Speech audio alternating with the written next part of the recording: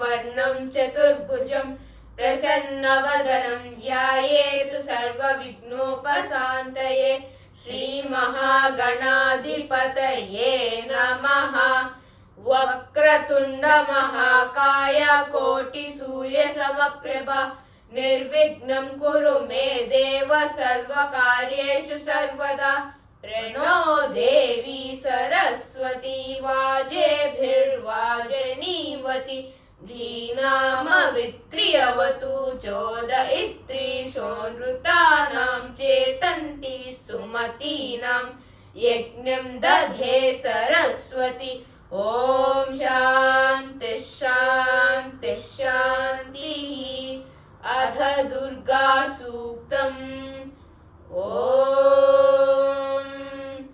जातवेदसे सुनवामसो ममराति यतो निदहाति वेदः स नः पर्षदति दुर्गाणि विश्वा नावेव सिन्धुं दुरितात्यग्निः तामग्निवर्णां तपसा ज्वलन्तीं वैरोचनीं कर्मफलेषु जुष्टां दुर्गां देवीं शरणमहं प्रपद्ये। सुतरसितरसे नमः।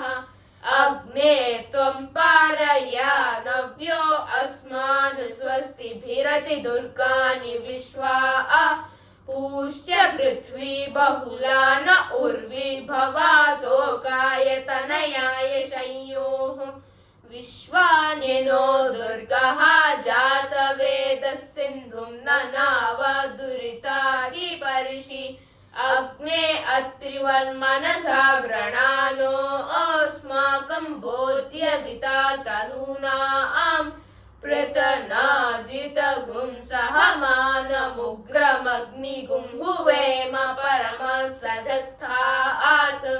स नः पर्षदति दुर्गाणि विश्वाक्षामद्देवो अतिदुरितात्यग्निः प्रत्नोषिकमीड्यो अध्वरेषु सना च होता नव्यस्य सत्सि स्वाञ्चा आग्ने तनुवं पिप्रेष्वस्मभ्यं च सौभगमायजस्व गोभिर्जुष्टमयुजो निषिक्तं तवेन्द्र विष्णोरनुसञ्चरेम नाकस्य पृष्ठमभि संवसानो वैष्णवीं लोक इह मादयन्ताम्।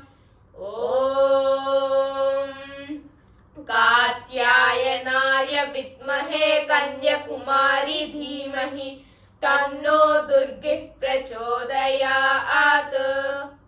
सर्वे जना सुखिनो भवन्तु।